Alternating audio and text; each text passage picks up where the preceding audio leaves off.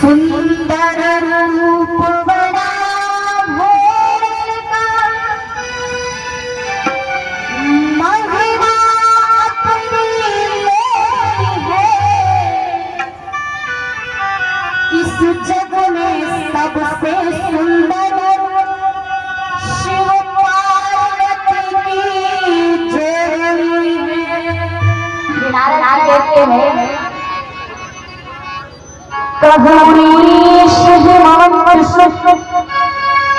जो भी लगा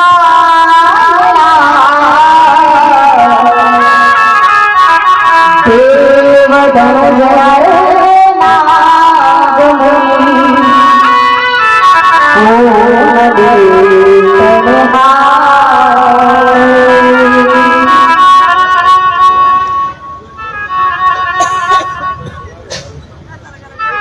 बोले रामकृष्ण भगवान।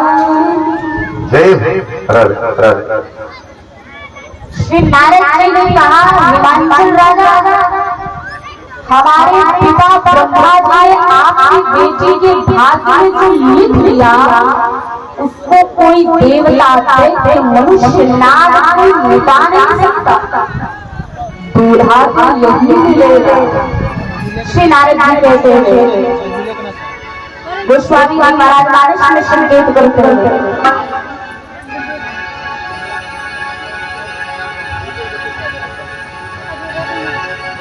गोस्वामी महाराज कहते हैं, शंभु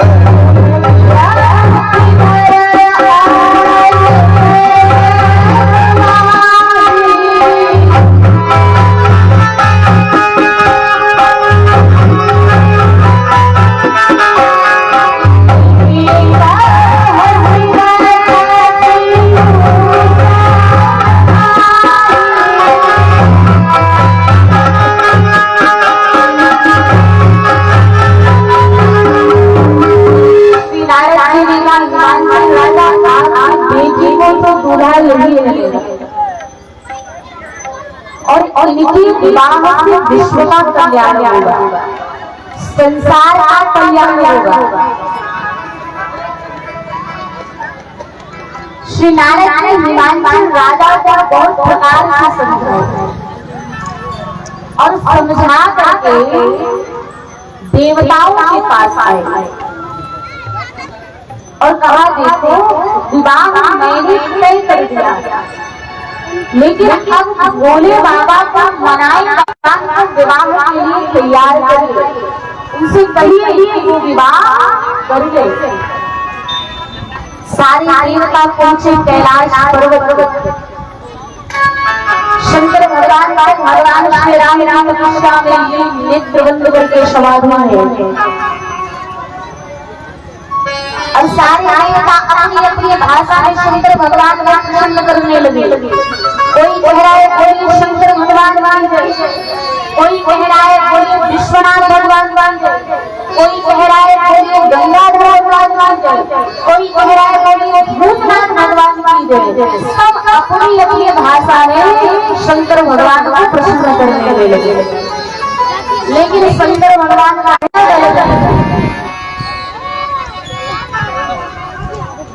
हम एक साथ मिलकर के एक स्वर में शंकर भगवान को प्रसन्न करने का प्रयास करते हैं।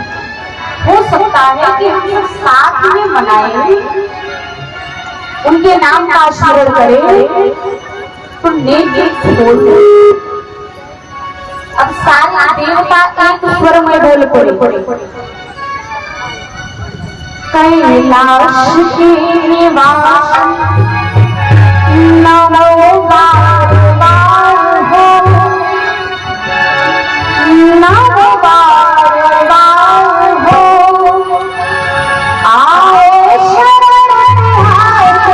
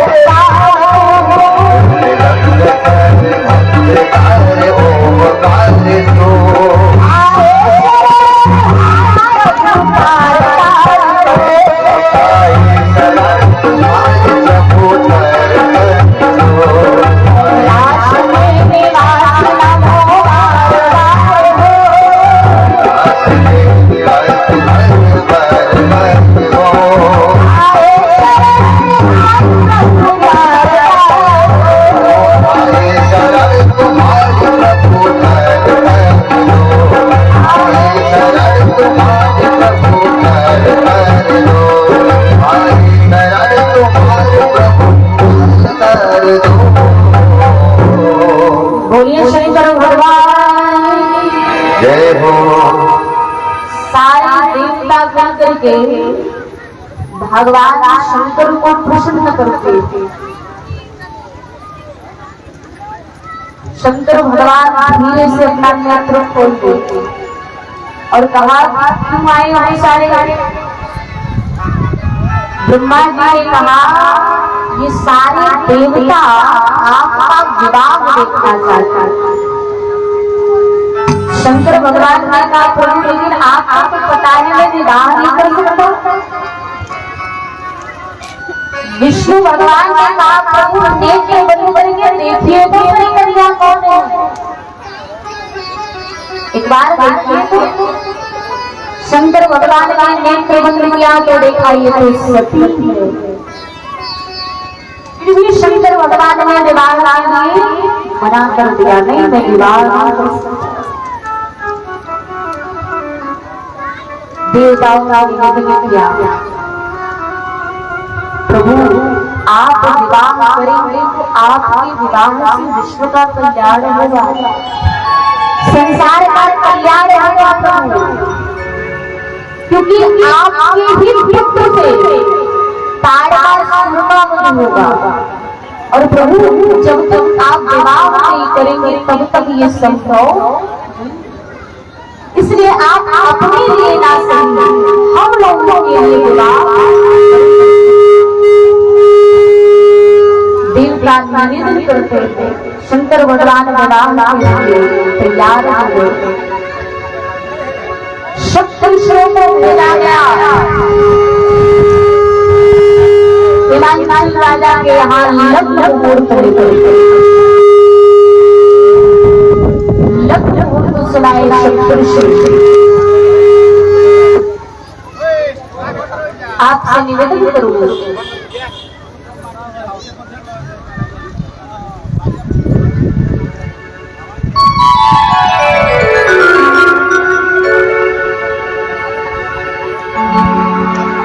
बोलिए रामचंद्र भगवान जय हो।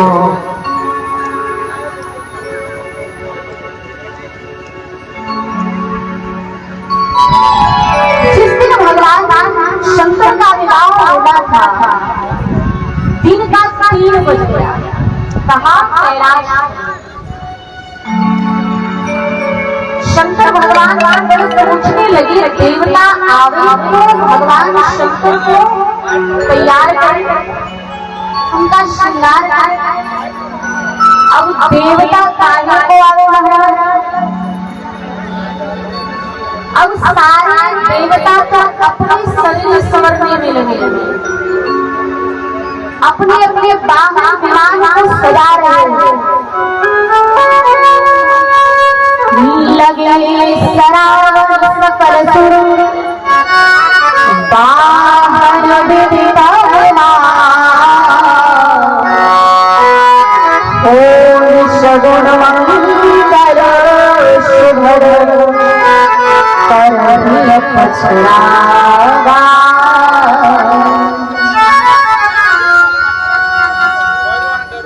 सारे देवता गण अपने अपने वाहन विमान को सजा रहे बारात के लिए, अपने तैयार हो रहे श्रृंगार कर रहे। भोले बाबा की चिंता किसी को नहीं है कि दूल्हे को कौन सजाएगा।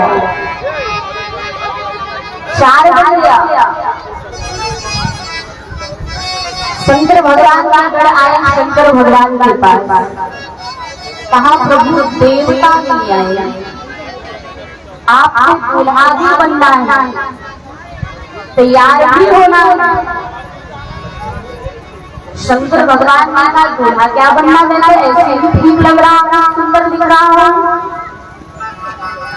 गणों ने कहा प्रभु दूसरों के नगर में जाना है, ऐसे जाएंगे तो लोग हमारी हंसी नहीं उड़ाएंगे, ऐसे जाएंगे आप। यदि आप आज्ञा करेंगे तो हम सारे गण मिल करके आपका श्रृंगार करेंगे, आपको सजा देंगे। शंकर भगवान गणों को सजाने की अनुमति देंगे, आज्ञा देंगे।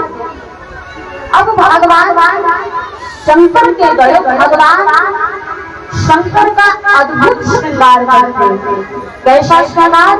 बाबा कान्हा में संकेत कर रहे हैं। कहते हैं कि शिवाजी शंभु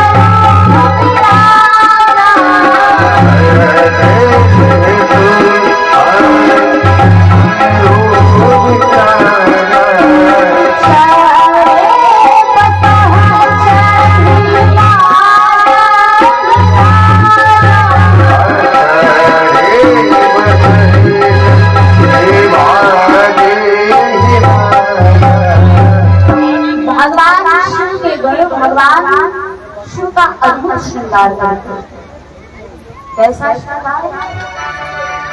काम दहन के समय शंकर भगवान की जटाएं जो बिखरी हुई थी, उन्हीं जटाओं को समेट करके सिर पर जटा मुकुट बनाया। एक गढ़ ने कहा कि भोले बाबा दूल्हा बने और जब तक मऊ ना बने तब तक कैसा रहा? तो गढ़ ने कहा मऊ क्या होता है? कहा मऊ होता नहीं है, बस चेहरे के सामने मुख के सामने लड़ियां लटकती रहती है, उसी को मऊ। चेहरा पर लाइट नहीं तो क्या क्या गया 25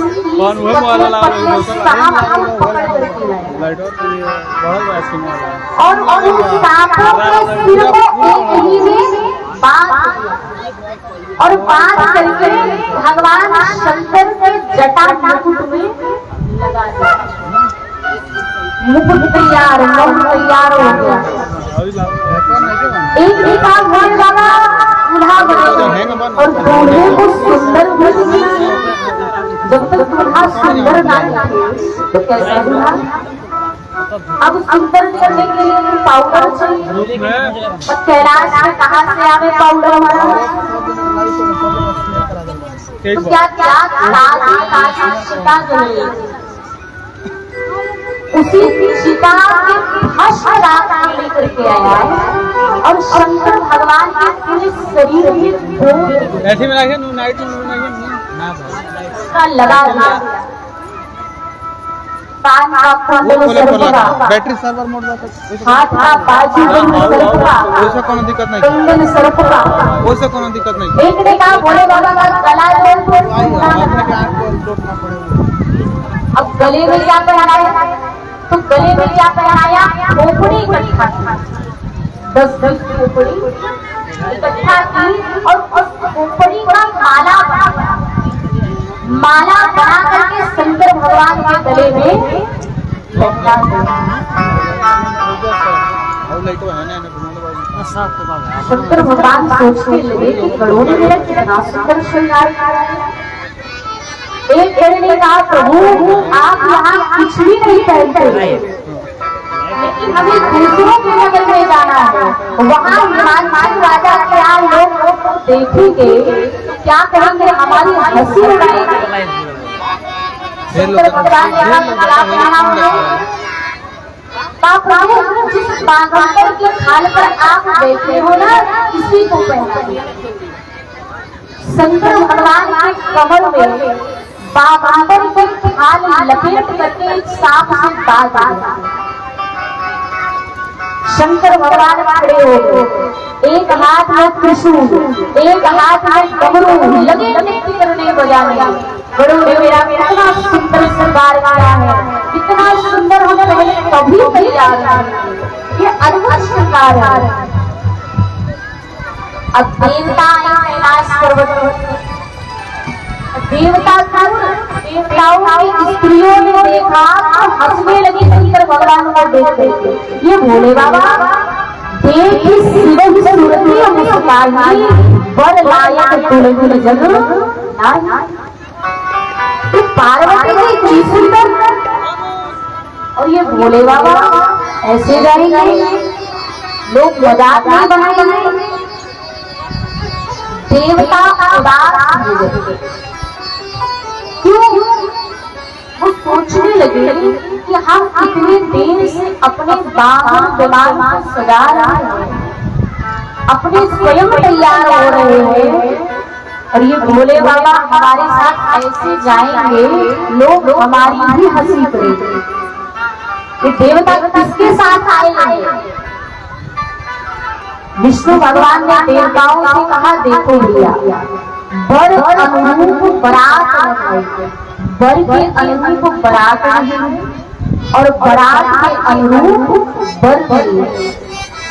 एक काम करो, सब अपने अपने वाहन विमान को लेकर के आगे निकलो, दूल्हे को पीछे छोड़ो। सारे देवता अपने अपने समाज को समेटे, अपने अपने वाहन विमान के साथ सब चल पड़े हिमाचल राजा और दूल्हे को पीछे छोड़ दिया। भृंगी आए शंकर भगवान के पास और कहा, प्रभु देवता तो चले गए। शंकर भगवान कहते, अच्छा है चले गए, मैं तो यही सोच रहा था कि सारे देवता चले गए। क्यों? क्योंकि जो आनंद अपने समाज में आता है, वो आनंद दूसरों के समाज में। अब अपने समाज को बुलाओ, अपना समाज कौन? भृंगी ने कहा, सरकार अपने समाज को क्यों न्योता नहीं दिया, निमंत्रण नहीं दिया? शंकर भगवान कहते हैं, उनको निमंत्रण की आवश्यकता नहीं है, वो तो पहले से ही आकर के बैठे हैं, छुप करके देवताओं के डर की वजह से बाहर नहीं निकल रहे थे। बुलाओ। जैसे भृंगी ने हर हर महादेव करके पुकारा, सारे विश्व के भूत प्रेत पिशाच बैताल डाकनी पिशाच की लिया, दूल्हा नहीं है, वो दूल्हे के काम काज को संभाल। मेरा सोचने लगी, जब काम काज वाले इतने सुंदर है तो दूल्हा कितने सुंदर होगा। घुमा दो बोलिया के पासपोर्ट 4 ठीक बा, हम ले जाते हैं घर पे खाना। मैया मैं ना नाचने लगी, नारद जी बाहर से हटे गए, क्योंकि नारद जी जानते हैं अब असला वाला दूल्हा आने वाला है।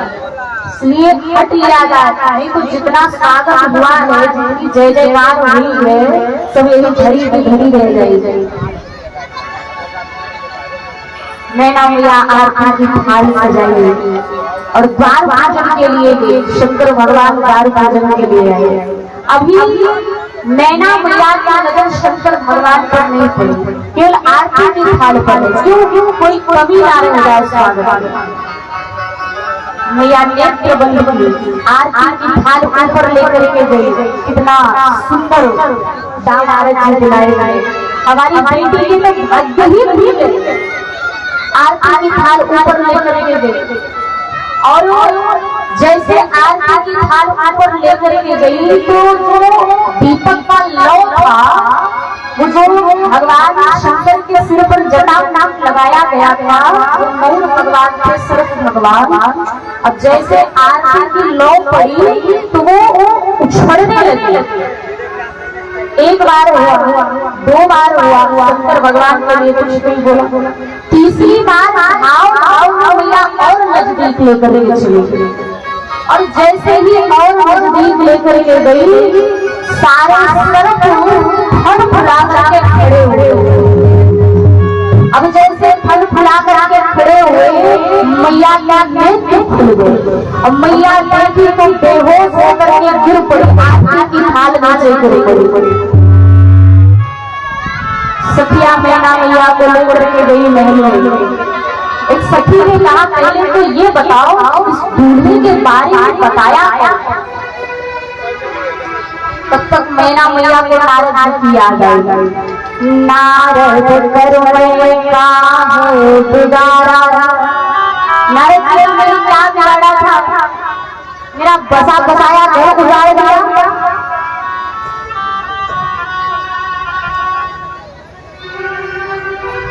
इधर पार्वती मैया की सखियां आती है पार्वती मैया के पास। पार्वती मैया की सखियां पार्वती मैया को छेड़ने लगती है। कहती पार्वती किसी बावली दूल्हे के लिए इतनी तपस्या किया, ये बावला दूल्हा पागल। पार्वती मैया कहती है ऐसा क्या देख लिया? सखिया कहती है पार्वती तेरी गौरा पार्वती, तेरा दूल्हा जग से न्यारा है। तेरी गौरा पार्वती सबके दूल्हे हमने देखे, घोड़े चढ़कर आते हैं। सबके दूल्हे हमने देखे, घोड़े चढ़कर आते हैं। पर तेरा दूल्हा हमने देखा पैदल चढ़ के आया रे। तेरा दूल्हा जग से न्यारा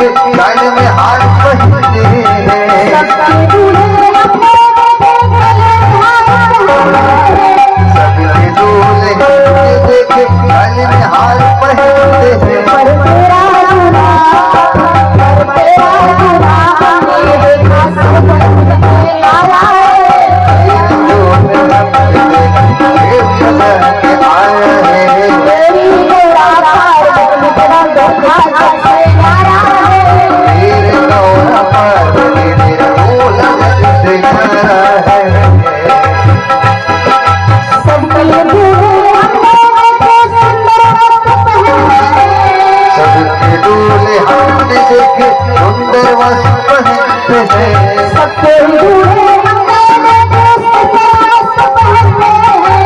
सबके दूल्हे हमने देखे सुंदर वस्त्र पहनते हैं। तेरा दूल्हा हमने देखा चमकते आया है। लाल पहन के आया है। तेरी मुलाकात तेरा दूल्हा हमने आया है। तेरी रौनक तेरा दूल्हा बनके आया है। तेरी मुलाकात तेरा दूल्हा हमसे आया है। तेरी रौनक तेरा दूल्हा बनके आया है। सखिया पार्वती मैया से कहती है, पार्वती तुमने इसी दूल्हे के लिए इतनी तपस्या किया कि ये बावला पागल दूल्हा। पार्वती मैया की माँ नैना मैया कहती है मैं पर्वत से कूद जाऊंगा, अग्नि में जल जाऊंगा, लेकिन अपनी बेटी का विवाह इस बावले पागल दूल्हे के साथ नहीं होने दूंगी। यहाँ पर पार्वती मैया नैना मैया को समझाती है, कहती है मैया कैसी बात कर रही हो, ये भाग्य में जो होगा वही होगा मैया, आप चिंता ना करो। माँ को समझा करके पार्वती मैया शंकर भगवान से विनोद करती है कि प्रभु आप अपना स्वरूप बदलिए, नहीं तो आपके चक्कर में मेरा विवाह नहीं होगा। मैंने वर्षों से तपस्या की है आपको प्राप्त करने के लिए, वो सारी तपस्या व्यर्थ हो जाएगी। माँ का कहने पर भगवान शंकर अपना स्वरूप बदलते हैं, अपना स्वरूप बदलते हैं। कैसा स्वरूप?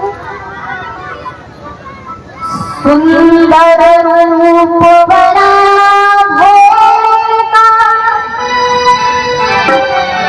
महिमा अपनी लेनी है, इस जग में सबसे सुंदर शिव पार्वती की जोड़ी है। बोलिए गौरी शंकर भगवान।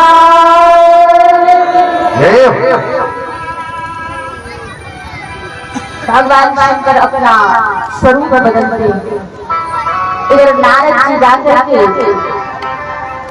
मैना मैया और हिमांशु राजा को मैया पार्वती के सत्य स्वरूप का परिचय कराते हैं। नगर का श्रृंगार हुआ। ब्रह्मा जी की कहने पर भगवान शंकर ने पितृवस्त्र धारण किए। पितृवस्त्र धारण करके लग्न मंडप में बैठे। सखिया पार्वती मैया को लेकर के लग्न मंडप में आते हैं। सप्त ऋषि एक एक विधि द्वारा जैसे विवाह की विधि श्रुति गाई महामुनि तो सब करवल। संसार में जैसे विवाह की विधि बताई गई है, सप्तऋषि एक एक विधि द्वारा शंकर भगवान और माता पार्वती के विवाह को पूर्ण कराते हैं।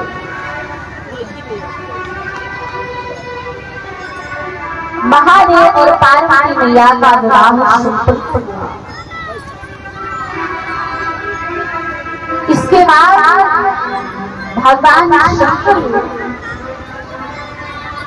मैना मैया और हिमांशु राजा से आज्ञा मांगते हैं। सरकार आज जाने की आज्ञा दी। हम अपने समाज को लेकर अब ज्यादा चाहते हैं।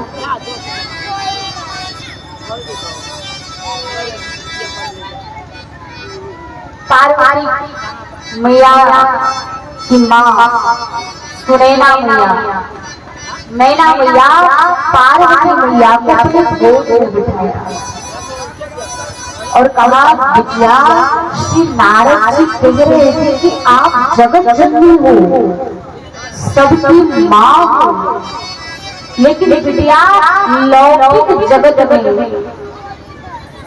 आपकी माँ मैं हूँ। इसलिए आज आपको एक सीख दे रही हूँ, इसको अपने जीवन में अवश्य धारण करिए।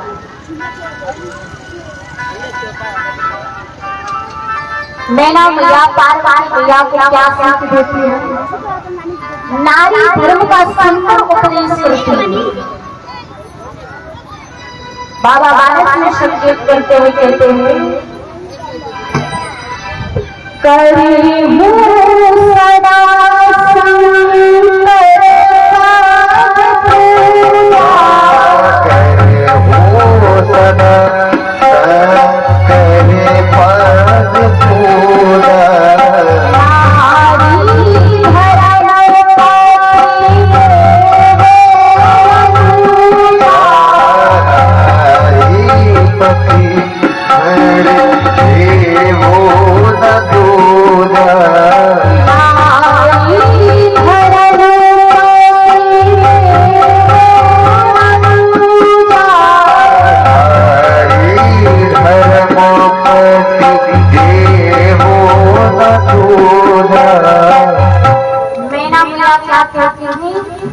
करी सदा शंकर पद पूजा। कहा, पार्वती जी आप वहां जाकर के शिव जी के चरणों की पूजा करना। क्यों? क्योंकि इस धरती पर अपने पति को छोड़ करके दूसरा कोई देवता नहीं होता, इसलिए आप शिव जी के चरणों की पूजा करिए। सुंदर उपदेश के साथ नैना मैया पार्वती मैया को भगवान शंकर के साथ विदा करते हैं। भगवान शंकर बारात को लेकर पहुंचे कैलाश पर्वत। वहां जाकर के देवताओं को विदा किया।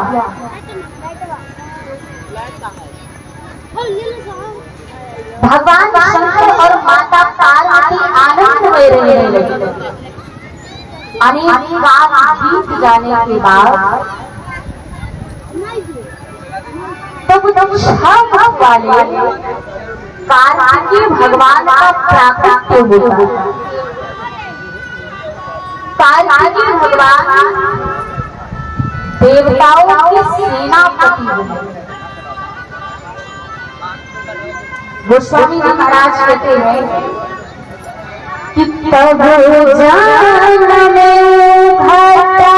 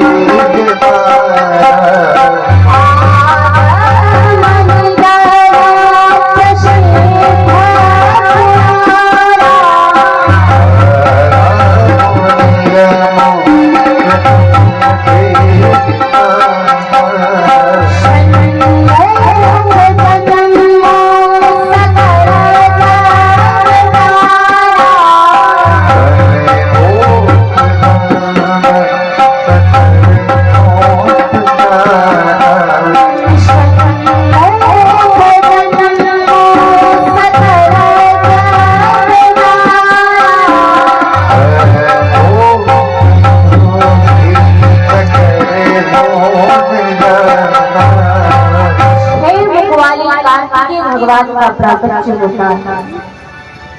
कार्तिकेय भगवान देवताओं के सेनापति बने और ताड़कासुर का वध किया। उसके बाद पूज्यपाद गोस्वामी काशीराज जी महाराज कहते हैं कि जो स्त्री पुरुष, जो नर नारी भगवान शिव और माता पार्वती के विवाह सुनता है, समझता है, कहता है, उसका परम मंगल होता है, परम कल्याण होता है।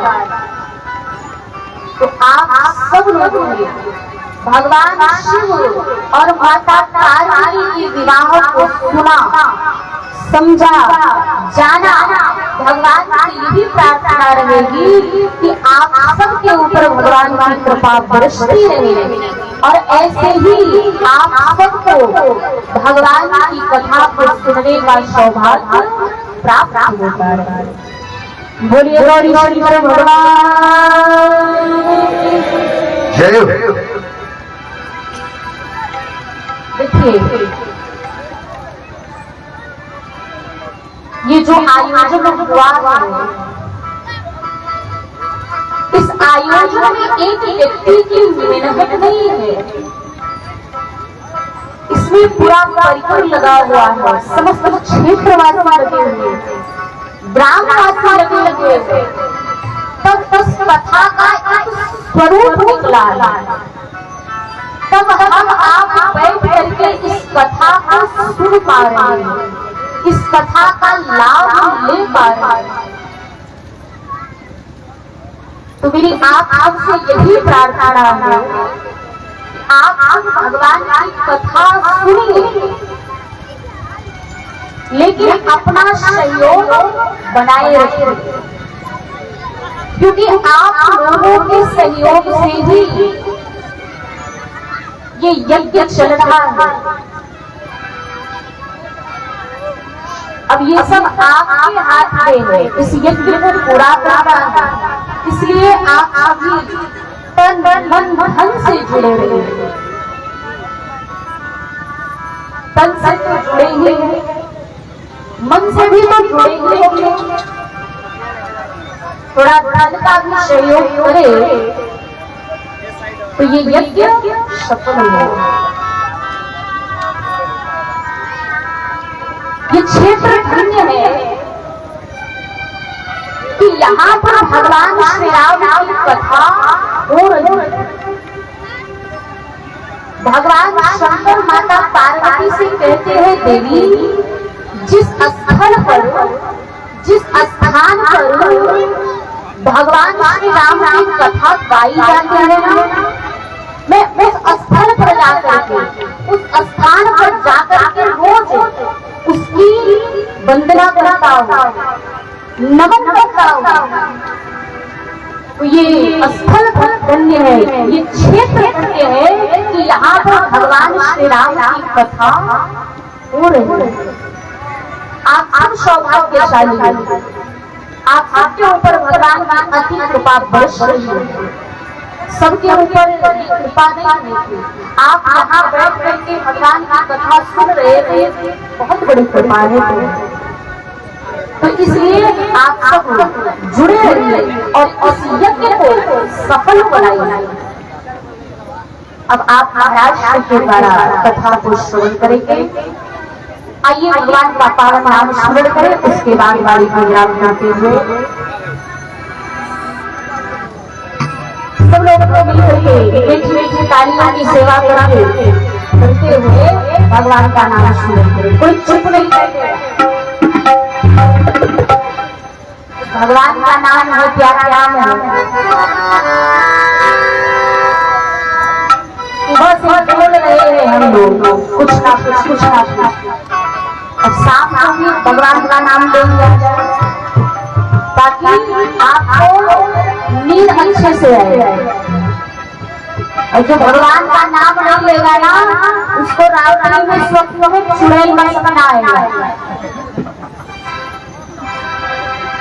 इसलिए भगवान का नाम लीजिए, सब लोग गाइए। राम प्यारे की जय, सुको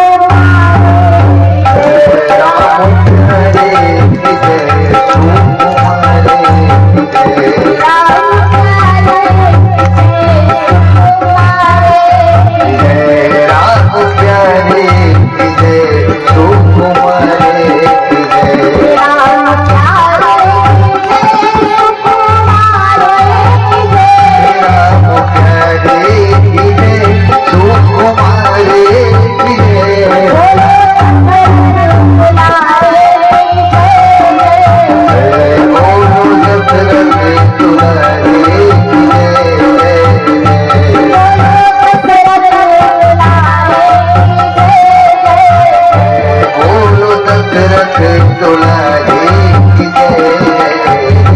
सिया प्यारे सिया प्यारे की जय, सुकुमारी की जय। सिया प्यारे सिया प्यारे की जय, सुकुमारी की जय।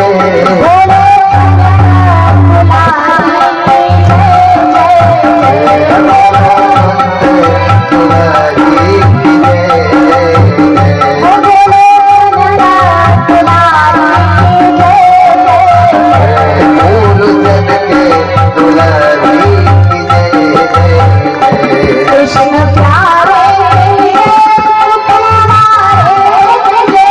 कृष्ण प्यारे की जय, सुकुमारे की जय। कृष्ण प्यारे प्यारे की जय, सुकुमारे की जय।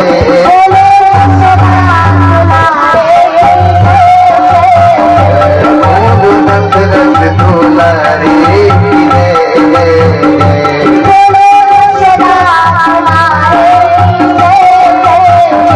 बोलो यशोदा दुलारी की जय। राधा रानी की जय, महारानी की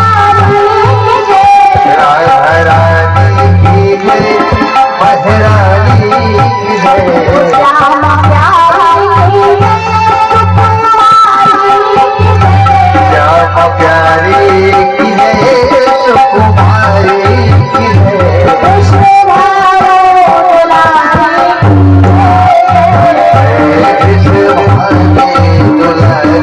की जय। कृष्ण भाग्य दुलारी की जय।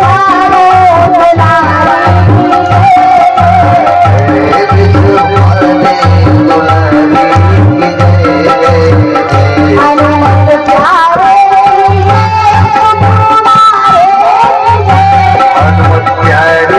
की जय, सुकुमारे की जय।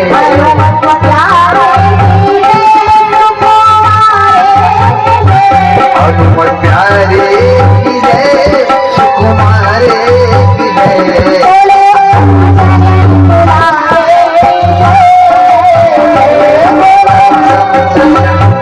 दुलारी की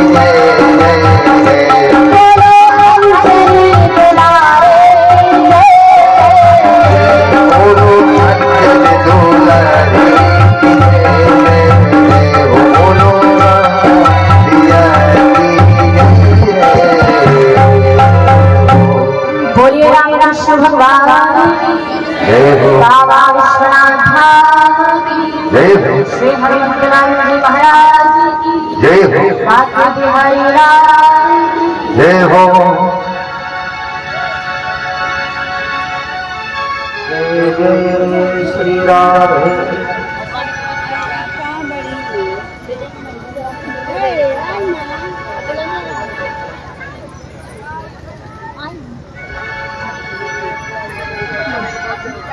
अस्मद् श्री गुरुभ्यो नमः। अस्मद् श्री परम गुरुभ्यो नमः।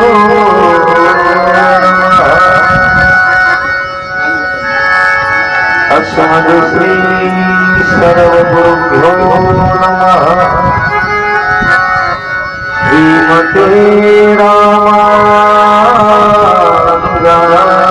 नमः।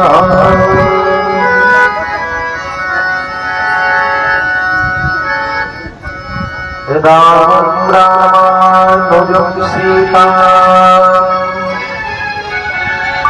भरतं च भरतानुजम् सुग्रीवं वायुसूनुं च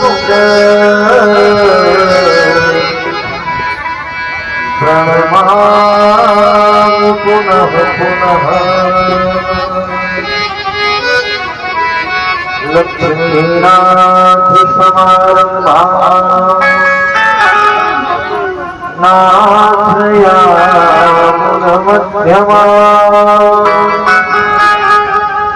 अस्मदाचार्य पर्यन्ता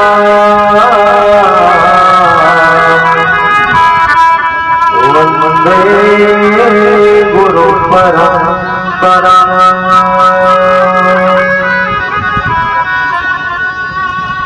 कहूँ दंडवत प्रभु से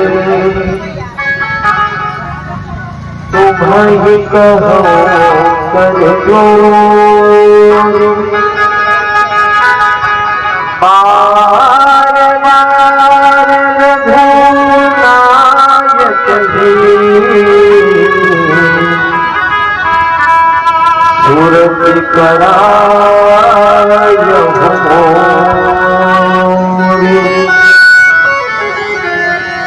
श्री श्याम रामचंद्र भगवान की जय। श्री भवानी शंकर भगवान की जय हो। आज शनिवार है, शनिवार ही है, कुल तो नहीं है। आज शनिवार है और शनिवार के दिन भगवान शिव की पूजा लोग बहुत ज्यादा करते हैं और सोमवार की यद्यपि हनुमान जी का भी पूजन होता है, लेकिन हनुमान जी भी तो स्वयं भगवान शिव ही है। इसलिए आइए बड़ी श्रद्धा और भाव के साथ अपने मन में भगवान शिव के चरणों में लगाओ। शिव मंदिर के प्रांगण में बैठे हैं भगवान के सानिध्य में, इसलिए मन को भगवान शिव के चरणों में लगाओ। इस संकीर्तन के माध्यम से सारी सेवा करते हुए प्रेम से बोलिए काशी विश्वनाथ भगवान की जय। ओम नमः शिवाय, ओम नमः शिवाय, हर हर भोले नमः शिवाय, ओम नमः शिवाय, ओम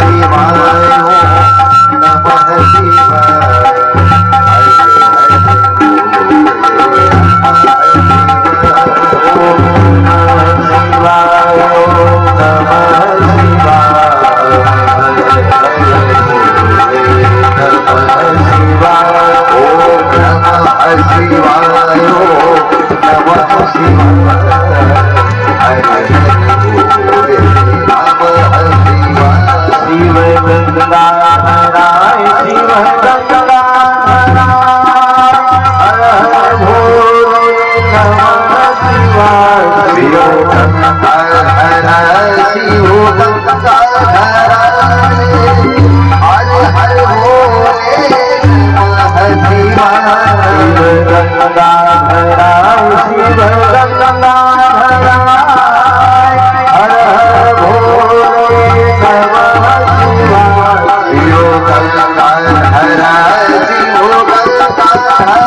नमः शिवाय। ओम नमः शिवाय, ओम नमः शिवाय, हर हर भोले नमः शिवाय। ओम नमः शिवाय, ओम नमः शिवाय, हर हर भोले नमः शिवाय।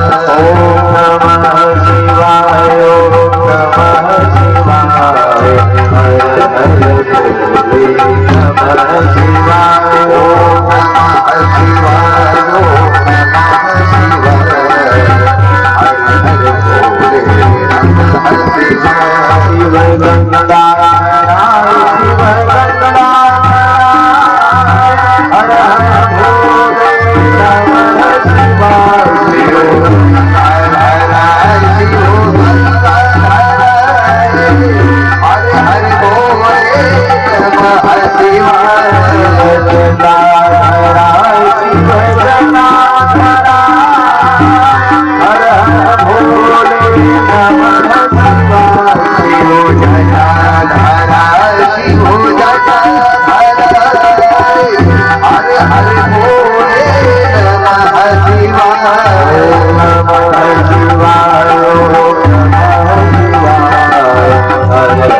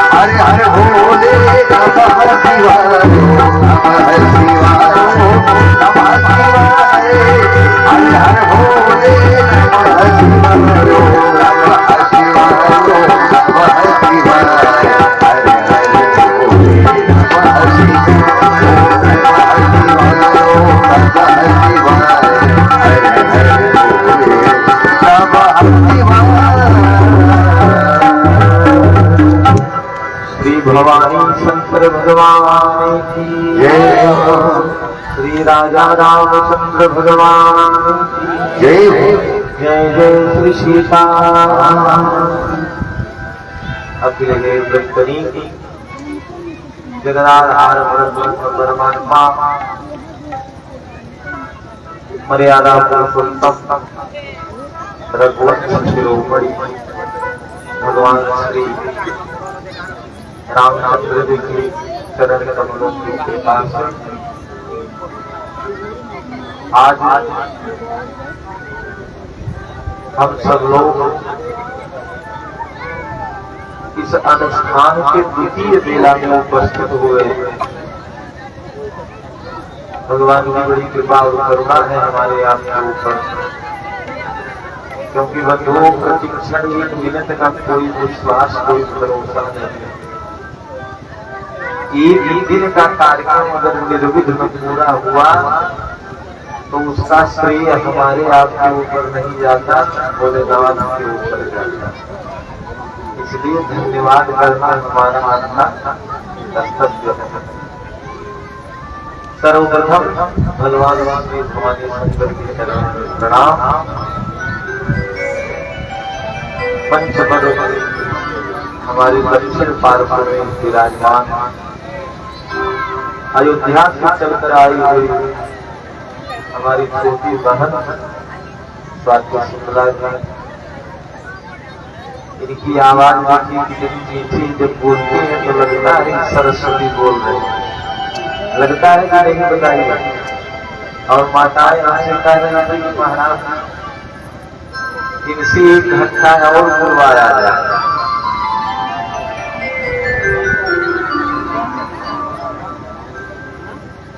तो समस्या इस बात की है, कई लोगों ने हमसे कहा जैसे आप लोग हैं उसी प्रकार हम हैं। माताएं बहनें बैठी हैं, माई के लिए लगातार 2 घंटे 3 घंटे प्रवचन जब किया जाता है, बहुत व्यवस्थाएं होती हैं, आप लोग सब समझ रहे हैं। प्रबुद्ध है, बुद्धिमान है, और कथा में जितना विलंब होगा, और जैसे आज कथा में विलंब हुआ, 8 बजे से कथा प्रारंभ हुई, आप लोग भी आते आते 9 बजे तक आते हैं, 11 बजे तक कथा हो, आप लोग जाएंगे भोजन करके सो जाएंगे। सुबह अगर आप लोगों की इच्छा होगी तो 6 बजे तक 7 बजे तक भी उठेंगे तो कोई बात नहीं। लेकिन अगर 11 बजे हम लोग मान लीजिए यहाँ से उतरेंगे तो अच्छी बात है, 11 बजे से अगर और विलंब होगा तब लोग भोजन कब करेंगे और सोएंगे कब, और हम लोगों को 4 बजे ही उठना रहता है। अरे हम तो 7 बजे नहीं सोकर उठ सकते ना। अगर किसी दिन सो गए, किसी ने देख लिया तो पूरा गांव ये हल्ला करेगा कि बताओ बाबा 7 बजे तक सो रहा था। तो हमारे जीवन का तो एक नियम है, हम चाहे 3 बजे सोए तो भी हमको 4 बजे उठना ही पड़ेगा। ये मनुष्य का तन है, इसको कुछ आराम चाहिए। लेकिन इतना जरूर है कि आज इतना समय 1.5 घंटे का था, कल से ठीक 8 बजे से 10 बजे तक इतना समय रहेगा। हम कब बोलेंगे, क्योंकि हमने कई बार यहाँ पर प्रवचन किया है, लोगों ने सुना और प्रसन्नता आई है, और माताओं का मन भी है। भाई ये भारतवर्ष है, यहाँ सबसे पहले माताओं का सम्मान है, इसलिए इनका मन रखना पड़ेगा। 2 घंटे का समय कल से दिया जाएगा, लेकिन आप लोग समय से आए और समय से इसे यहाँ से चली जाए। अच्छा, एक निवेदन है, ये निवेदन कर ले तब कथा प्रारंभ करें, और मात्र आप लोगों को 20 से 30 मिनट केवल कथा सुनाएंगे। निवेदन यह है, कई लोगों ने हमसे कहा कि महाराज माई की आवाज बहुत नहीं रही, हाल की आवाज नहीं पहुंच रही। अच्छा, पहले ये बताइए कि हमारी आवाज आप लोग सुन रहे हैं कि नहीं, समझ रहे हैं कि नहीं? सारे लोग समझ रहे हैं। माइक की आवाज चाहे आपके घर तक पहुंचे या न पहुंचे, लेकिन इस ग्राउंड में आपसे सुनाई दे रही है कि ग्राउंड में सुनाई दे रही है। अगर किसी व्यक्ति को प्यास जब लगती है, जैसे यहाँ आप बैठे हैं, आपको प्यास लगेगी, उठकर नल के पास जाएंगे कि नहीं पानी पीने के लिए? अगर किसी राही व्यक्ति को प्यास लगी है तो वो जल की व्यवस्था करता है, जल ढूंढता है, कुएं के पास जाता है, नदी के पास जाता है, नहीं तो बाजार से दुकान से बिस्लरी का पानी खरीदता है कि नहीं? अगर भक्त है और कथा सुनने के इच्छुक है तो महाराज घर तक आवाज पहुंच रही है, ये विशेष बात नहीं है, पांडाल में पहुंच रही ये विशेष बात है। और जितने लोग आए हुए हैं, चाहे वो पुरुष लोग हो, माताएं बहनें हो, निवेदन यही है,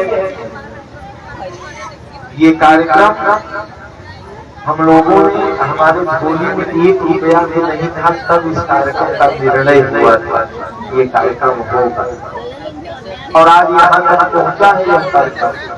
आपके घर पर आ रहा है और आपके कानों तक आवाज पहुंचे, ऐसा सोचे तब हम यहाँ चले। बहुत लोग ये सोच रहे हैं कि अभी तो आवाज ही नहीं आ रही, पता नहीं प्रवचन हो रहा है कि नहीं हो रहा है। आप लोग जहाँ जहाँ से किस गांव से आई हैं और आए हैं, वहां जाकर बताइए कि प्रवचन हो रहा है, आवाज यहाँ तक भले ही नहीं पहुंच रही, लेकिन प्रवचन हो रहा है, सत्संग हो रहा है, पूजन हो रहा है।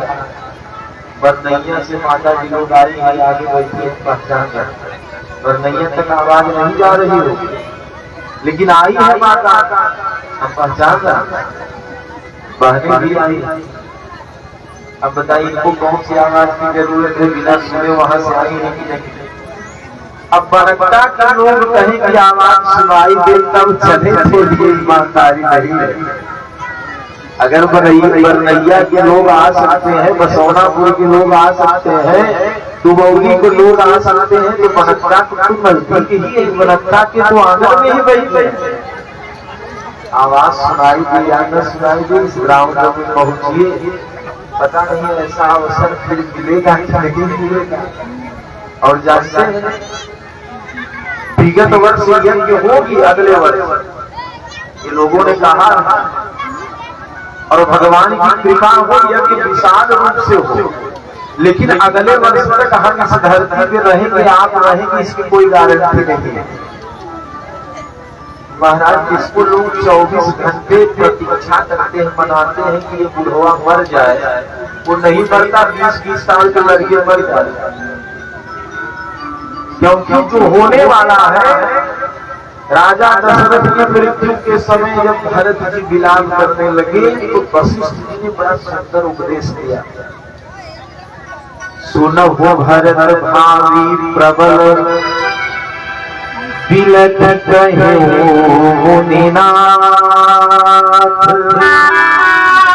हार जीवन मरण जस अपजस विधि हाथ। छे हमारे आगे बस में नहीं है, उसको हम आप नहीं कर सकते। कोई आप बिजनेस किए हैं, व्यापार किए हैं, उसमें आपकी हानि होगी कि लाभ होगा, ये आपके बस में नहीं। बड़े बड़े सेठ लोग बैठे हैं, अगर हमारी बात का विश्वास ना हो तो इनसे पूछिएगा। कभी गेहूं 2500 रुपए में खरीद कर घर में रख लिए और महाराज पता लगा 100 कुंटल रखे हैं, गेहूं का दाम गिर कर आ जाए 20 पे, 25 रुपए में खरीदे हैं, 20 रुपए पे आ जाए तो 5 रुपए की हानि हुई कि नहीं हुई, बताइए। और अगर 25 में खरीदे हैं, 30 बढ़ जाए महाराज तो कोई हमको देगा ही नहीं, लेकिन लाभ तो हुआ 5%। हानि लाभ, हानि और लाभ हमारे आपके हाथ में नहीं। सोचिए, जीवन मरण कौन कितने दिन तक जिएगा, कब उसकी मृत्यु आ जाएगी, कहाँ पर आ जाएगी, ये हमारे आत्मा रस में नहीं। 4 हो जस अपजस, किसी का आप उपकार कर दीजिए, किसी का सहयोग कर दीजिए, वो महाराज भविष्य में जस मानेगा कि नहीं मानेगा ये उसके ऊपर निर्भर है। आज पता नहीं कितने लोग हैं कि जिनका उपकार कर दीजिए तो महाराज जिसका आप सहयोग करिए वही गाली देने लगता है। 99% लोग ऐसे हैं कलयुग में। हानि लाभ जीवन मरण जस अभ्यस की हाथ ये भगवान के ऊपर है। और जब किसी व्यक्ति के पास रहने के लिए सहारा नहीं, घर नहीं, उसको दे दीजिए और जब वो घर बनवा देगा तो कहेगा तुम हमारे लिए क्या किए। पड़ोसी कहेगा, लेकिन एक बात समझ लीजिए, पड़ोसी कहे तो ठीक है, जिसको हमने आपने जन्म दिया है आज ऐसी स्थिति है कि अपना बेटा और बेटी ही कहते हैं कि तुमने हमारे लिए क्या किया। अपना बेटा ही मानने को नहीं तैयार है कि तुमने हमारे लिए कुछ किया। जिसके पास बेटा नहीं तो वो परेशान है, जिसके पास 4 वो है तो वो और परेशान है। इसलिए हमारे आपके हाथ में नहीं है। तो अगले वर्ष यज्ञ होगी, भगवान की कृपा है विशाल रूप से होगी। इस वर्ष भगवान के कथा का आयोजन किया गया है। इसमें सम्मिलित हो लीजिए, सुन लीजिए, अपने जीवन में सुधार लीजिए। कुछ धन का सहयोग कर लीजिए, कुछ तन का सहयोग कर लीजिए, कुछ मन से मनन कर लीजिए, क्योंकि अगले वर्ष तक कोई गारंटी नहीं है। किसी के पास इसकी गारंटी नहीं है कि अगले वर्ष तक रहे। इसलिए माइक के आवाज की प्रतीक्षा न करें। रोज 8 बजे से पहले आप लोग 7:30 बजे तक यहाँ पर उपस्थित हो जाए। प्रेम से बोलिए भक्तवत्सल भगवान की जय हो। जय सिया राम, जय जय सिया राम, जय सिया राम, जय सिया राम, जय सिया राम, जय जय सिया राम,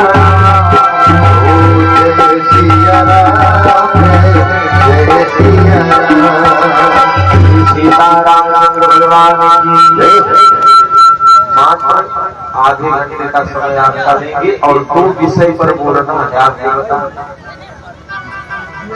आज शनिवार है तो हमसे एक लोगों ने कहा महाराज कि शिव जी के विषय कुछ बता दीजिएगा। यद्यपि स्वाति जी ने आप लोगों को भगवान भोलेनाथ की कथा सुनाई, विवाह भी भगवान का संबंध हुआ और पूजन की परंपरा बता दीजिए। पूजन कैसे होता है, क्योंकि माताएं बैठी उनके अंदर श्रद्धा बहुत होती है, लेकिन इनको पता नहीं है कि पूजा कैसे किया जाता है। महाराज जल चढ़ाने के बाद राम दाना, इलायची दाना शंकर जी के सिर पर रख दे रहे। आज सुबह इतना हटाया गया। केवल यही 2 बातें आपको बताएंगे जो आपके जीवन में बड़ी उपयोगी है। सारे लोग सावधानी से सुनिए। देखिए, भगवान शिव एक ऐसे देवता है जो समतावाद को स्थापित करते हैं। सारे देवी देवताओं के यहाँ विवाद है, सब लोगों के यहाँ विवाद, लेकिन भगवान शिव के यहाँ एक दूसरे से सब कुछ प्रतिकूल है, एक दूसरे के विरोधी है, लेकिन साथ नहीं रहते। शिव का शिवम करोतु कल्याणम, शिव का कल्याण। जहाँ पर शिव है वहीं पर कल्याण है। और इस ग्राम सभा में बनकटा में भगवान शिव का मंदिर है, विराजमान है शिव, इसीलिए बनकटा का कल्याण भी है। इसलिए समझ लीजिए आप, जहाँ पर शिव है वहीं पर कल्याण है। भगवान शिव की धर्म पत्नी है माता पार्वती। माता पार्वती का वाहन क्या है? क्या है? शेर। और भगवान शिव का वाहन क्या है? नंदी। अच्छा अब विचार करिए, अगर शेर कभी नंदी को बैल को देखेगा तो छोड़ेगा कि फाड़ देगा? फाड़ कर खा जाएगा। विचार कर। लेकिन यहाँ इतना विरोध है, शेर कभी नंदी को छोड़ता नहीं, परंतु यहाँ दोनों एक आदमी खाते हैं, एक दूसरे से कोई विरोध नहीं। अच्छा भगवान शिव के पुत्र हैं जिनका नाम है गणेश जी, लंबोदर। उनका कारण क्या है? चूहा, मूस। और भगवान शिव के गले में क्या है? क्या है? सर्प। अब बताइए, सर्प अगर चूहे को देखेगा छोड़ेगा कि निगल जाएगा? निगल जाएगा कि नहीं? लेकिन यहाँ दोनों लोग साथ में बैठ के चाउमीन और पकौड़ी खाते हैं, कोई विरोध नहीं है। यहाँ भी दुकान लगी है। अच्छा भगवान शिव के गले में सर्प है और दूसरे पुत्र कार्तिकेय का वाहन क्या है? मोर। अब मोर अगर कभी सर्प को देख ले तो छोड़ने वाला नहीं है, मोर सर्प को खा जाता है। लेकिन यहाँ दोनों लोग साथ में बैठकर आइसक्रीम खाते हैं, कोई विरोध नहीं है एक दूसरे से। भगवान शिव के गले में है विष और माथे पर चंद्रमा। विष का पान जो कर ले महाराज हो जाती है, लेकिन भगवान के माथे से चंद्रमा हमेशा अमृत झलते रहते हैं, एक दूसरे विरोधियों के साथ में रहते हैं। अगर आप कुछ लोगों ने कहा है कि महाराज कुछ लोग गांव के नहीं आ रहे हैं, इसलिए नहीं आ रहे हैं कि कुछ लोग आते हैं इसलिए नहीं आ रहे, मतलब ये जाएंगे तो हम नहीं जाएंगे। अगर ऐसी भावना हो तो शंकर जी के मंदिर पे जाना भी नहीं चाहिए, नहीं तो त्रिशूल घूमने लगता है। क्योंकि हमने सर्वप्रथम कह दिया कि भगवान शिव समतावादी है और इनके परिवार के जितने वाहन है एक दूसरे के विरोधी है, फिर भी एक साथ बैठ कर के भोजन करते हैं। अगर आपके अंदर इतना सामर्थ्य हो कि भगवान शिव के मंदिर में मेरा शत्रु भी मिल जाएगा तो गले लगाएंगे, तब मंदिर में आना, नहीं तो शंकर जी के मंदिर में बता, नहीं तो कल्याण नहीं है। ये समतावादी देवता है। शिव जी के मंदिर में जाए तो महाराज आप अपने घर में पड़ोसी, आप अपने घर में पड़ोसी, पूरी दुनिया का नियम है पड़ोसी से बैर होता, लेकिन मंदिर में नहीं। आज सनातन धर्म की ये स्थिति है, इतना व्यापक होते हुए भी केवल एक देश में सीमित कर रह गए हम लोग। क्यों? क्योंकि मुसलमानों के यहाँ ईद होती है तो वो ईद पर अपने शत्रु को भी गले लगाते हैं, और हम आज भी ये मान कर बैठे हैं कि अगर वो व्यक्ति मंदिर में जाएगा तो मैं नहीं जाऊंगा, गले लगाने की बात तो बहुत दूर की। कहाँ जाएगा हमारा आपका भविष्य?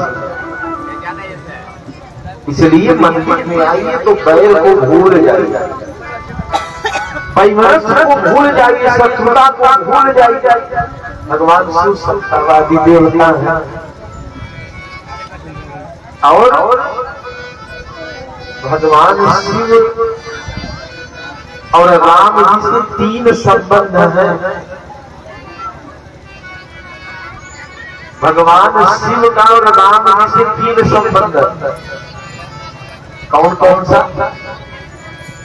सेवक स्वामी सखा सियती के, सेवक स्वामी सखा सियती के। भगवान शिव राम जी के सेवक भी है, स्वामी भी है और सखा भी है। सेवक स्वामी सखा सियती के। और भगवान शिव जब किसका करते हैं, किसको जब भाई जब सती जी ने देह त्याग किया योगाग्नि से, तो राजा हिमांचल के यहाँ पार्वती के रूप में जब उनका जन्म हुआ तो नारद जी ने कहा, स्वाति जी ने आप लोगों को सुनाया जाकर के तब भगवान शिव से विवाह हो पाएगा। तो पार्वती जी ने कोई मामूली तब नहीं किया था कि व्रत करें और व्रत करने के बाद आलू सिंघाड़ा की पकौड़ी और दूध दही मट्ठा सब खाएं। पार्वती जी ने तब किया और खड़े होकर के एक पैर माँ भगवती पार्वती ने राम जी की आराधना, क्योंकि शिव जी को प्रसन्न करना है तो महाराज शिव जी की पूजा करिए, लेकिन भजन राम जी का करिए। पार्वती जी ने तब किया, कछु दिन भोजन बारी बतासा, कछु दिन की कठिन उपवासा। कुछ दिन भोजन करके व्रत किया, कुछ दिन बेलपत्र खा करके व्रत किया, कुछ दिन जल पी करके व्रत किया और उसके बाद जल भी बंद कर। भोजन का अर्थ दाल भात नहीं, भोजन का अर्थ दाल भात नहीं, क्योंकि संसार में जो दुख में जाए वो सब भोजन ही है, चाहे जल ही क्यों न हो। 4 प्रकार के भोजन है हमारे शास्त्रों में, 4 प्रकार। कछुदिन भोजन बारी बतासा ले जो चाट करके खाया जाए, चटनी अचार और ये सब जितनी भी सामग्री है, ये जो चाट कर खाया जाए उसको ले ये कहते हैं। जैसे च्यवनप्राश होता है, चटनी अचार होता है, जिसको चूस करके खाया जाए उसको चोस कहते हैं, और जिसको चबा कर खाया जाए उसको भक्ष कहते हैं, और जिसको पी करके खाया जाए पानी शरबत इत्यादि जूस उसको पेय कहते हैं। ये सब भोजन में ही आता है।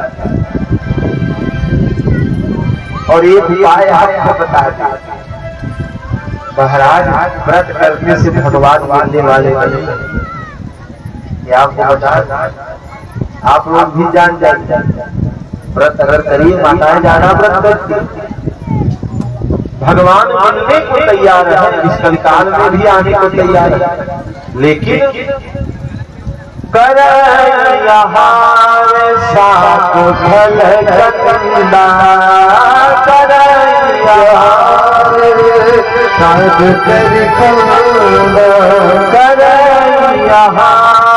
साक फल कंदा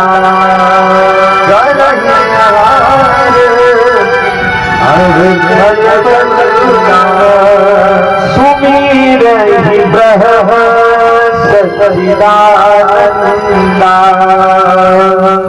सुमीर ब्रह्म सच्चिदानंदा।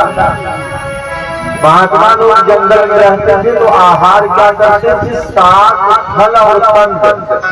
साग मतलब आप लोग को जानते हैं, पालकी और बथुआ इत्यादि ये सब जो खेत में उगते हैं, ये साग है। फल और कंदमूल जो जमीन से निकलता है, यही आहार महात्मा करते थे, और आहार करके सुमिरे ब्रह्म सच्चिदानंदा, तब भगवान का भजन होता है। 32 पूरी और 4 किलो चाउमीन पकौड़ी और सब्जी और दाल भात खाकर व्रत नहीं होता है, वरना तो भगवान मिलने वाले। त्याग करने के बाद परमात्मा इस धरती पर उतरते हैं। त्याग का दूसरा नाम प्रेम है, त्याग का ही दूसरा नाम भक्ति है, त्याग का ही दूसरा नाम विश्वास है, त्याग का ही नाम परमात्मा। कुछ न कुछ तो त्यागना पड़ेगा। माता पार्वती ने भगवान राम का ध्यान किया, क्योंकि जानते हैं राम जी को अपने जीवन में जिसने जिसने भजा उसको कुछ न कुछ जरूर मिला। कोई भी व्यक्ति अनादिकाल से परंपरा रही, अगर हमारे काल का विश्वास न हो तो महीना 2 महीना जब करके देख लीजिए। आप लोगों से भी कह रहे हैं, जिसने जिसने अपने जीवन में राम जी को जपा उसको कुछ न कुछ मिला। और किसने किसने जपा, सबसे पहले पार्वती जी ने जपा, दूसरे नंबर पर जानकी जी ने जपा, और तीसरे नंबर पर राधा जी ने जपा। तीनों लोगों ने जपा। और चौथे नंबर पर संत महात्माओं ने जपा राम नाम की माला,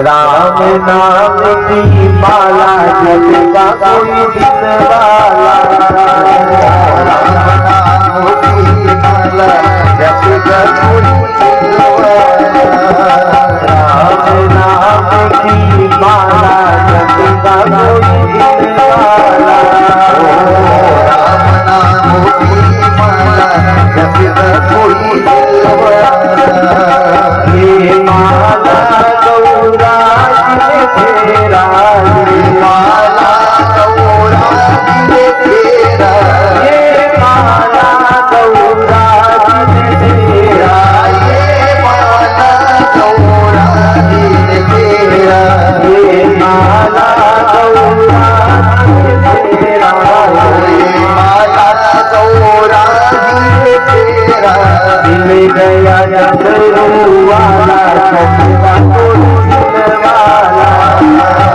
मिल गया जगरू वाला सपना कोई दिन वाला, राम नाम की माला सपना कोई दिन वाला, ओ राम नाम की माला जपता कोई दिन वाला, ये माला सीता ने तेरा, ये माला सीता ने तेरा, ये माला सीता ने तेरा, ये माला सीता ने तेरा, ये माला सीता ने तेरा, ये माला सीता ने तेरा, मिल गया नंदोई वाला सचना कोई वाला, मिल गया नंदोई वाला जपता कोई दिन वाला,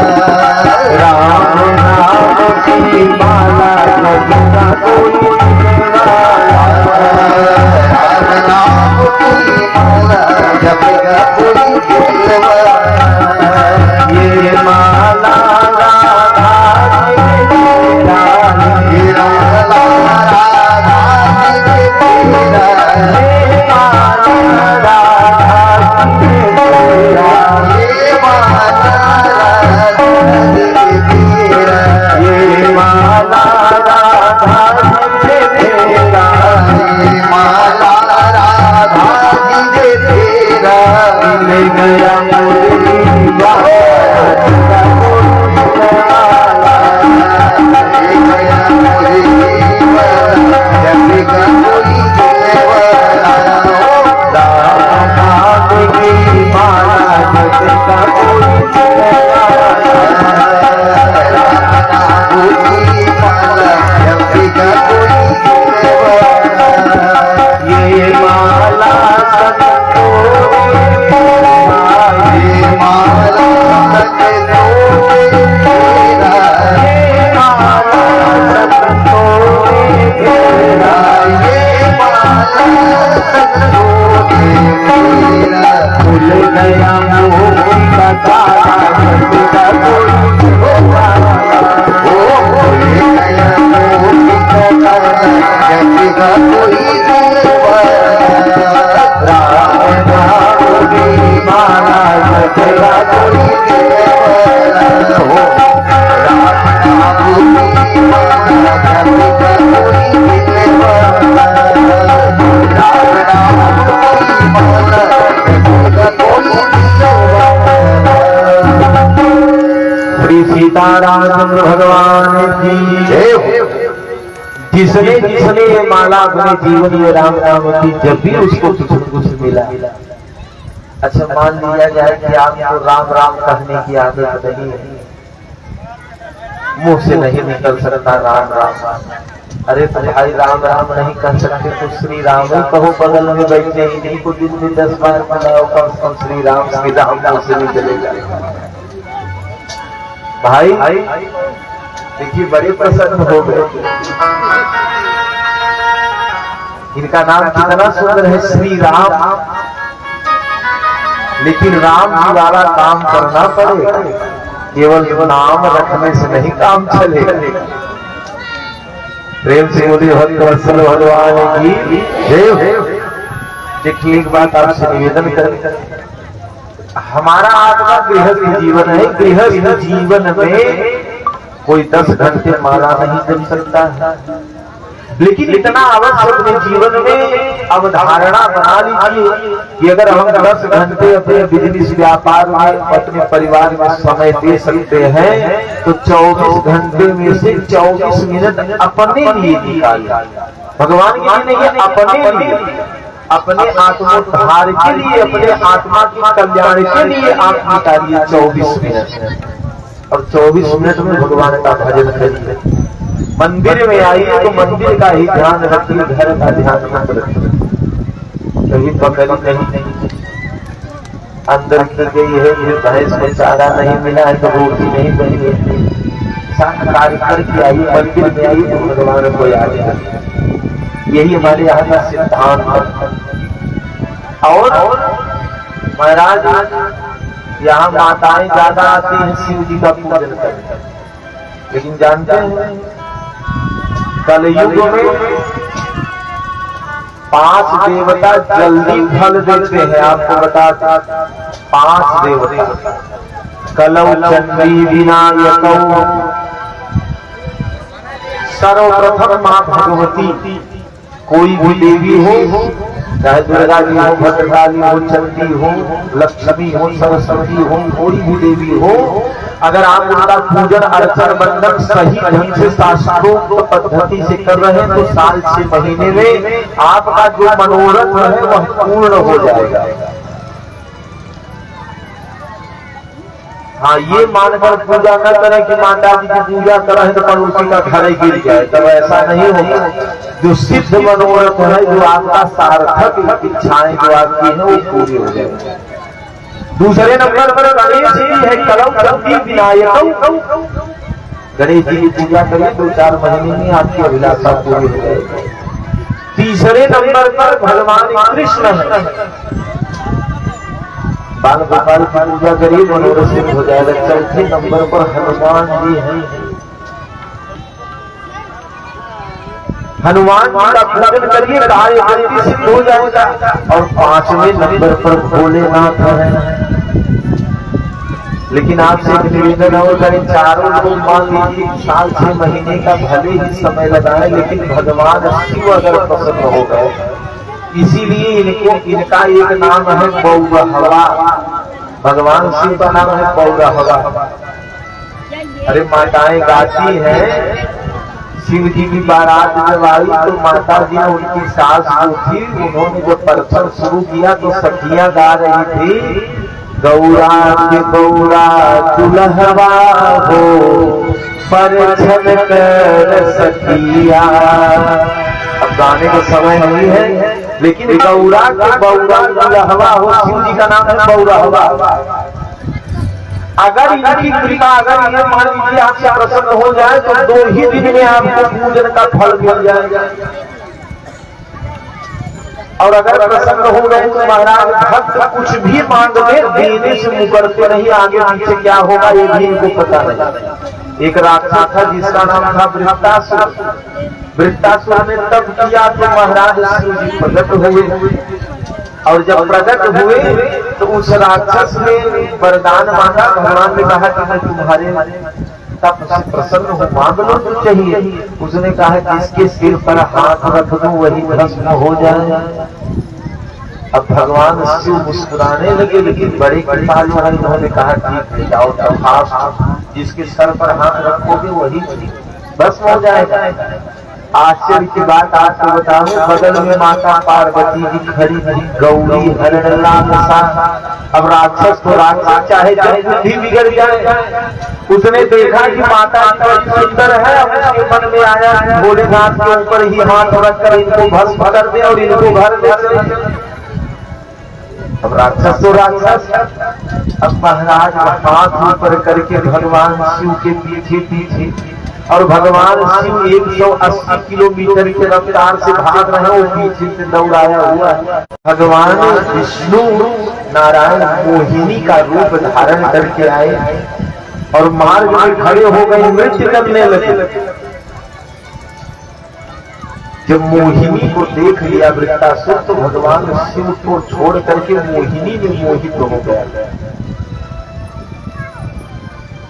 मोहिनी ने कहा कि देखो मैं विवाह देखकर मोहित हो गया, नृत्य करने लगा और नाचते नाचते भगवान ने क्या किया कि अपना सर ही अपने हाथ पर जब रखा तो जैसे जैसे भगवान नाच रहे थे वैसे वैसे वो भी नाच रहा था। वो भूल कर अपना ही हाथ अपने सर पर रख दिया, जलकर भस्म हुआ। भगवान शिव झाड़ी के पीछे छिपे थे उसके भय के कारण कि कहीं हाथ न लगते। भगवान नारायण बहुत डांटने लगे कि देखो ये बात तो आप पर की है। नारायण भगवान ने कहा ये तो अब ऐसी गलती आप मत करिएगा, अब फिर विवाह भी हो जाए, पत्नी भी अच्छी आवे, बेटे की नौकरी लग जाए। अब बताइए 2 रुपए की अगरबत्ती 2 करोड़ मांग, सारी चतुराई हमारे आपके सामने इस संसार वालों से चल सकती, भगवान से नहीं। जहाँ हमारी आपकी चतुराई खत्म होती है वहीं से उनकी शुरू होती है, वहां ये सब नहीं चलने वाला। वो सब हुए तो माता जी के जीवन में 3 समस्याएं बड़ी जटिल थी। एक तो दोनों नेत्रों से वो अंधी थी, उनको दिखता नहीं था। दूसरी बात एक ही पुत्र था और पुत्र का विवाह नहीं हो रहा था, बहू आदि को रोटी बना कर देती। और तीसरी बात घर में धन नहीं था, बहुत गरीब थी। 3 समस्याएं थी और पहले से ही वो सोच करके बैठी थी कि जिस दिन भगवान प्रकट होंगे 3 वरदान मांगेंगे कि धन हो जाए, बेटे का विवाह भी हो जाए और मेरे नेत्र से दिखने लगे। अब भगवान शिव प्रकट हुए और जब प्रकट हुए तो भगवान शिव ने कहा माता जी प्रसन्न तो बहुत है, एक वरदान मांग लीजिए, जो आपको अच्छा हो एक वरदान दो। अब माता जी सोचने लगी अब क्या मांगू, आंख मांग लो, नेत्र मांग लो कि बेटे के लिए पत्नी मांग लो कि धन मांग लो, चाहिए तो तीनों पर मांगू क्या।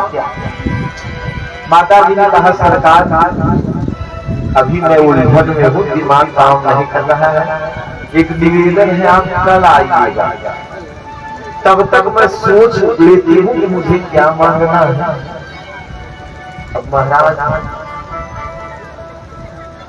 प्रातः काल उठ करके मुंह लटका कर बड़े उदास होकर मैया दरवाजे पर बैठी थी। नारद जी बगल से निकले। नारद जी ने कहा माता जी क्यों उदास है, क्या कारण है। तो माता जी ने अपनी समस्या नारद जी से बताई। नारद जी ने कहा ये कोई समस्या नहीं, मैं उपाय बता दे रहा हूँ, जिस प्रकार से बता रहा हूँ उसी प्रकार से मांगना, एक ही वरदान में तीनों चीजें मिल जाए। नारद जी माता जी को सिखा दी। अब मैया प्रसन्न हो गई, भोलेनाथ प्रकट हुए। मैया ने कहा कि सरकार आपने कहा था कि एक ही वरदान मांगना, तो एक ही मांगूंगी, 2 नहीं मांगूंगा। भगवान भी सोचने लगे कि कल से बहुत उदास थी, आज बहुत प्रसन्न दिख रही है और बार बार कह रही है कि एक ही वरदान मांगेंगे, 2 कदाच नहीं मांगेंगे, एक ही मांगेंगे। भगवान ने कहा, शिव जी ने कहा ठीक है मांगिए। अब मैया का वरदान सुनिए, एक वरदान में तीनों चीजें मांग रही। मैया ने कहा मैं अपने आंखों से, सुनिए उसका शब्द सुनिए, माता जी ने कहा मैं अपने आंखों से अपने पोते को, बेटे के बेटे को, अपने पोते को सोने के कटोरे में दूध भात खाता हुआ देखो, यही वरदान दीजिए। अब समझिए अपने आपके वरदान एक ही है, अपने आंखों से तभी देखेगी जब नेत्र में ज्योति आएगी तो आंख भी मिल गई। और महाराज पोता तभी होगा जब बेटे का विवाह होगा, बहू आएगी आसमान से तो टपकेगा, नहीं तो विवाह तो नहीं रहा, सोने कटोरी जो खाएगा वो गरीब होगा। एक वरदान में तीनों चीजें मांग ली मैया ने। मैं अपने आंखों से अपने पोते को सोने की कटोरी में दूध भात खाता हुआ देखो।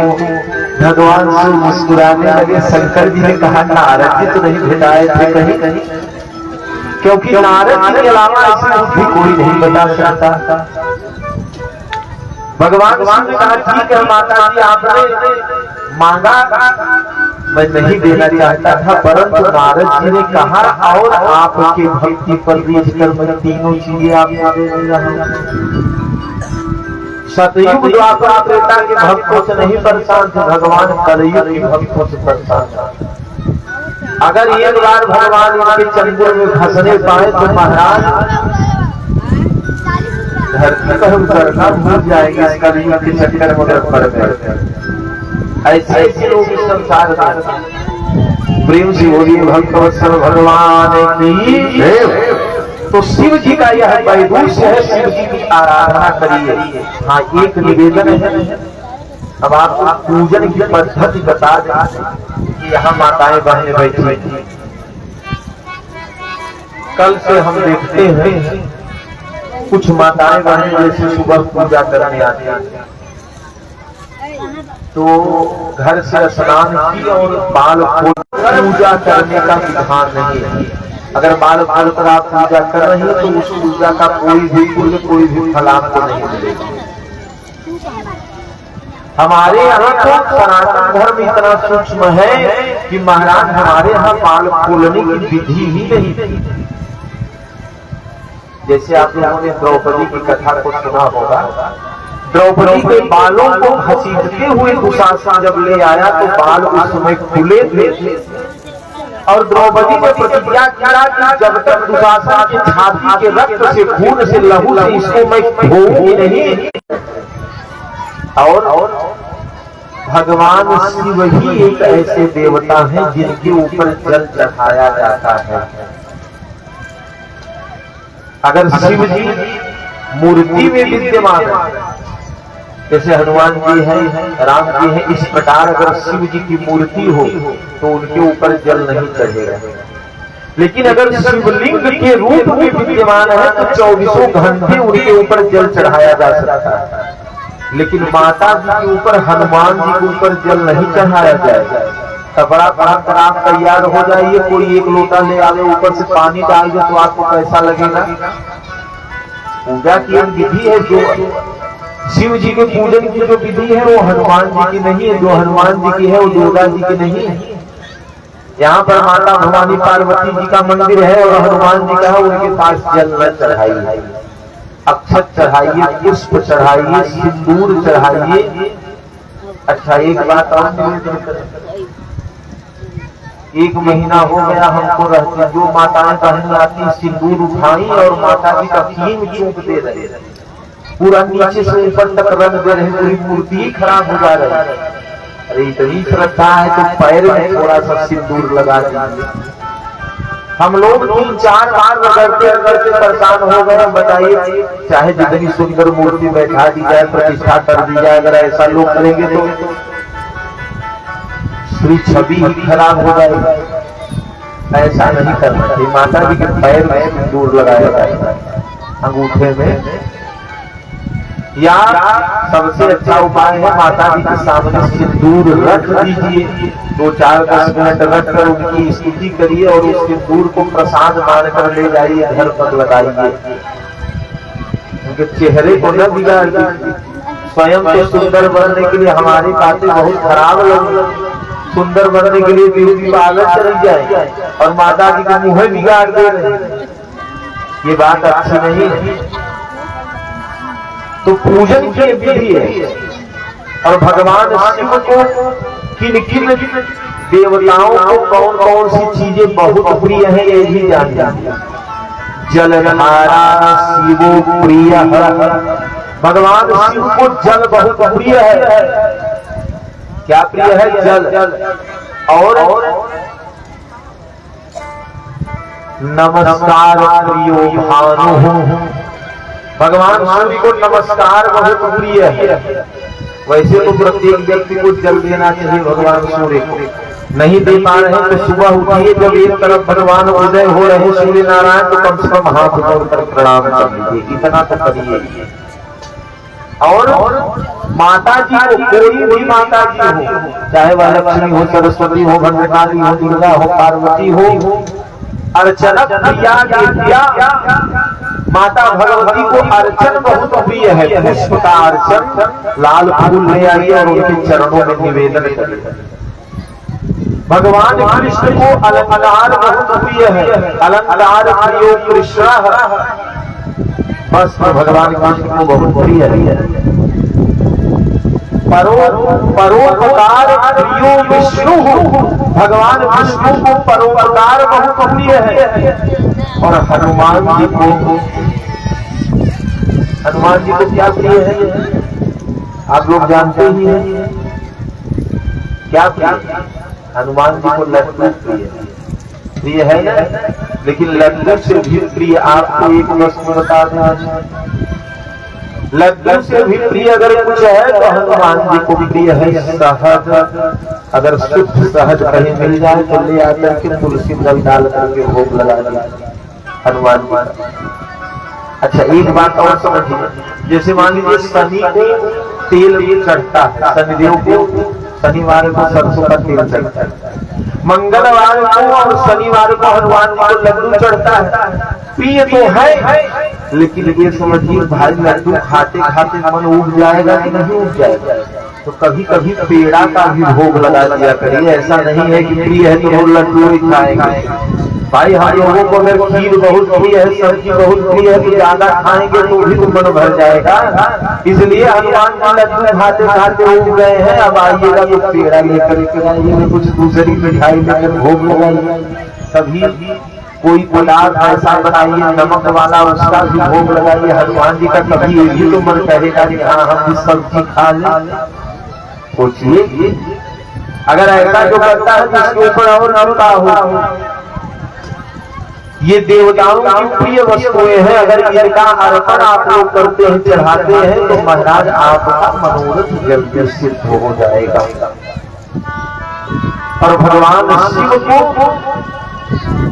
जल खरीदने में पैसा नहीं लगता है, जल सर्वत्र है, सब जगह शुद्ध है। मंदिर पर आइए, बहुत लोग हम देखते हैं आते हैं बाहर से ही जूता पहने, हाथ जोड़कर प्रणाम कर चले जाएगा। मंदिर पर आइए तो जूता निकालिए, हाथ पर धोइए, कम से कम एक लोटा जल यही के नल से भरकर एक लोटा जल चढ़ाइए, क्योंकि जलधारा शिव प्रिय है, भगवान शिव को जल प्रिय है। ये पूजन की पद्धति है।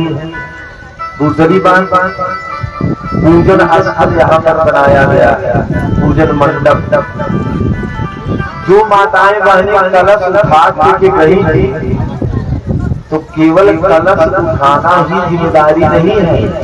इसको ये मत समझिए को मिट्टी का कलश लेकर आप चली गए और ले आई यहाँ रख, ये कोई फैशन नहीं। कलश मतलब जानते क्या होता है? कलशस्य मुखे विष्णु कंठे रुद्रः समाश्रितः। कलश के मुख में भगवान विष्णु का निवास होता है। कलशस्य मुखे विष्णु, कंठ में भगवान शिव का निवास होता है। और कलश के पृष्ठ भाग पर ब्रह्मा जी का निवास होता है। और कलश के अंदर जो जल है वो मामूली जल नहीं है। गंगे यमुने चैव गोदावरी सरस्वती नर्मदे सिंधु कावेरी जलेस्मिन् सन्निधं कुरु। गंगा जी स्नान करने जाएंगे तो गंगा जी स्नान करने का पुण्य मिलेगा। लेकिन इस कलश में वेद मंत्रों के द्वारा कितने नदियों के जल का आवाहन किया गया है। गंगे च यमुने चैव, गंगा जी यमुना जी, गोदावरी सरस्वती, गोदावरी सरस्वती जी। गंगे च यमुने चैव गोदावरी सरस्वती नर्मदे सिंधु कावेरी। नर्मदा जी के जल का वाहन है, सिंधु नदी के जल का वाहन है और कावेरी के जल का वाहन है। 7 नदियों के जल का आवाहन कलश के जल में किया जाता है। केवल उठा करके घर जाना नहीं है, इस कलश का रोज पूजन करना है। उसमें देवी देवता निवास कर रहे हैं। इसलिए आपके पास 2 मिनट का समय मिले तो भी घर से आइए और महाराज आकर के अपने अपने कलश का पूजन करिए और मंडप की परिक्रमा करिए। मंडप की परिक्रमा करिए। परिक्रमा क्यों किया जाता है आप लोग जानते हैं? क्यों किया जाता है? यहाँ पर बड़ी बड़ी यज्ञ होती है, माताएं बहनें पुरुष लोग परिक्रमा करते हैं। परिक्रमा करने का क्या पुण्य है? किसी को नहीं पता है? लोग परिक्रमा केवल करते हैं। आज आपको बता दें, अगर शिव जी का दर्शन करना होगा तो मंदिर में जाना पड़ेगा। राम जी का दर्शन करना है तो अयोध्या जाएंगे। काशी विश्वनाथ का दर्शन करना है तो बनारस जाएंगे। वृंदावन में जाकर बिहारी जी का दर्शन करेंगे। इसी मंडप के अंदर सारे देवी देवताओं का आवाहन हुआ है। 7 वेदियां बनी है। माता भवानी से लेकर के दुर्गा जी से लेकर के शिव जी, गणेश जी, विष्णु भगवान और हनुमान जी, सारे 33 कोटि देवता हैं हमारे सनातन धर्म में। सारे देवी देवताओं का निवास है। वेदी का दर्शन करिए और पूजन स्थल पर परिक्रमा करिए तो सारे देवी देवताओं के दर्शन और पूजन का पुण्य आपको यही मिलेगा। और परिक्रमा का फल आपको बता दें, अभी आप लोग नहीं जानते होंगे। जो आप लोग परिक्रमा करती है इससे बढ़कर संसार में कोई भी पुण्य और फल नहीं है। यानी कानी चपापानी जन्मांतर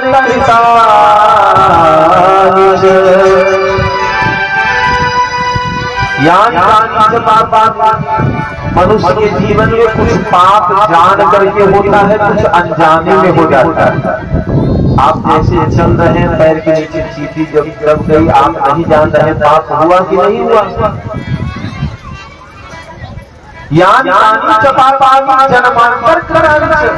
और केवल इसी जन्म में ही किया गया पाप नहीं, जन्म जन्मांतर में किया गया संचित पाप जो है, अगर आप पूजन स्थल का, पूजन मंडप का, यज्ञशाला का परिक्रमा कर रहे हैं तो यानी कानी च पापानि जन्मांतराणि च तानि सर्वाणि नश्यन्तु।